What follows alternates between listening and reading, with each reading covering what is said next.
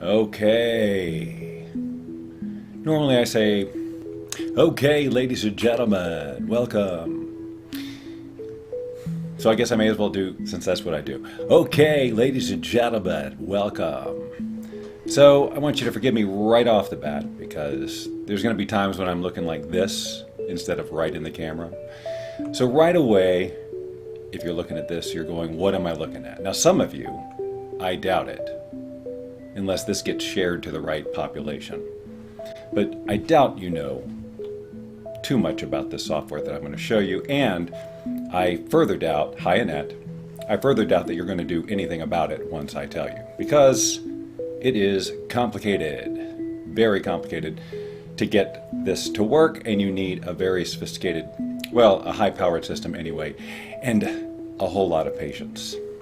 Hi Amy. So what we're doing here is I'm demonstrating something. I don't even know really how to explain all of this, but perhaps you are familiar with the technology known as deep fakes. It's, you know, it's the putting of somebody else's face on another person's body in video so that it looks like that person is, you know, doing, saying, whatever. And there's a lot of it out there that's used comedically, there's a lot of it that's used other ways, and then there's the fear that, of course, this will proliferate, you know, everything. I mean, it's already out there in politics and things, so we're getting to where we don't know what we can trust. Now, this technology is not exactly that, but it's similar, obviously, in that what I'm able to do is puppeteer a still image. So obviously over here where it says live, Bob Doyle live, that's me live talking to you right now. And then over there where it says puppet, that is a picture of me, just a still picture that I took and just put in a folder with a bunch of other images. And what this software does obviously is it lets you use your webcam to puppet any picture that you put in this folder that has a face. So I thought I would demonstrate it a little bit, show you some of the weird stuff that happens when you mess around with it, because it's certainly not perfect. It's highly detectable. Obviously, my face is it's not quite right. And if I turn to extreme, you really see. Now I can go more extreme than that, obviously, and it will do very, very strange things, which I'll sort of reserve. But you can see that the technology is pretty amazing in that if I move back and forth, it sort of handles the background, even though this is a still image on where it says puppet. Well, hey Loretta, Tracy is just on her way home to her family, visiting them for a few hours, and then back here this evening. So she's been dealing with back issues all week. Okay, so let me just reset this real quick. Okay, so I'm going to go through some images just to demonstrate how this program works with various types of images. It is amazing, and it's a little creepy. Oh, as I was saying, so it even fills in the blanks, like as I move my head, it tries to figure out what was behind it. That's not looking at this camera, what's in here to determine that. It's just looking at the movement of my face and my mouth, and it does better with some images than others, as you shall see. So basically there is a folder on my drive that has a bunch of these little square pictures of different faces. So I'm just going to kind of scroll through them and you can see how they work. So now this face was one that it's me, but I ran it through the Face app that I demonstrated on the Bob Doyle Show 8 gazillion times. Added a weird beard, put some glasses on, gave it a haircut, that kind of thing. Now you can see the imperfections with the mouth. Here's one of the things I've learned is if with an image, if you match live what the image is doing with their face and their mouth, it works better. So this isn't terrible, but let's see if we can get it just a little bit better with the lower lip. So I'm gonna just hold my mouth like it is in the picture, or to the best of my memory, and then I'm gonna reset the camera, which is something you have to do often. And now when I move, well, it's still a little bit weird. Any of the images with facial hair are kind of tricky. Let's go on to another one. All right, now you can see when I went to this picture, my mouth was open, so I have to close it and reset. Now it will work. So it tracks my eyebrows. It actually tries to track the where my pupils are looking. It doesn't do the greatest job of a smile. It sort of scrunches things up. But the purpose, if you follow the link in the description to this, again, I don't expect anybody to go through the hell that is getting this to work. But you will see that it is designed, well, one of the ways you can use it is to use the output of this thing as a camera source for Zoom or any other video conferencing software. Move on. Now this is actually, again, through the Face app. That is me.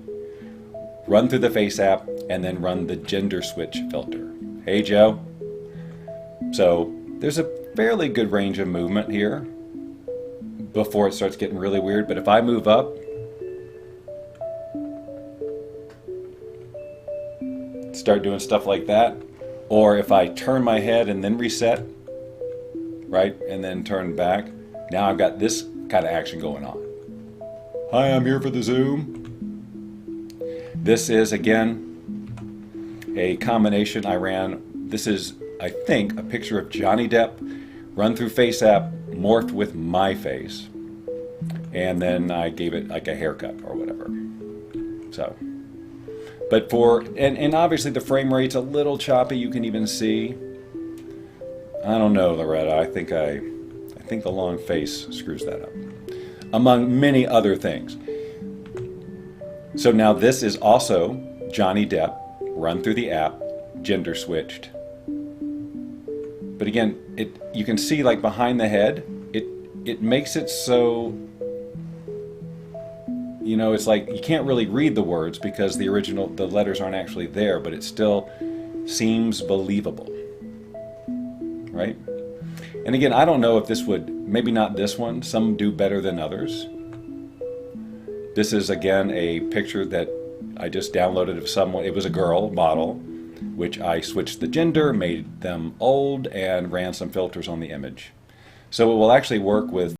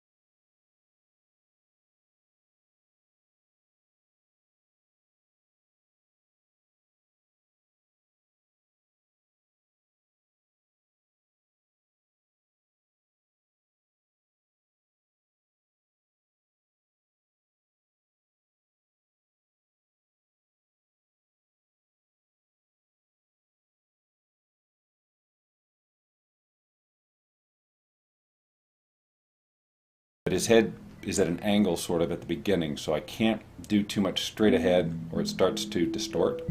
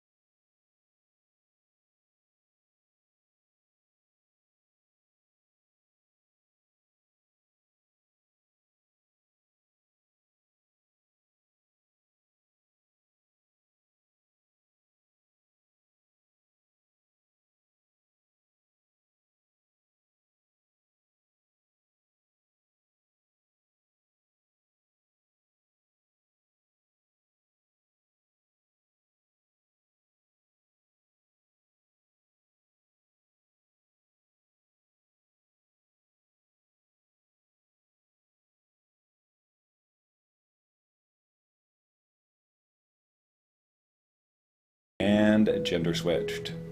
I do all this so I can use images that basically aren't, copyrighted. But I am using these images, everything here, for demonstration purposes, for educational purposes.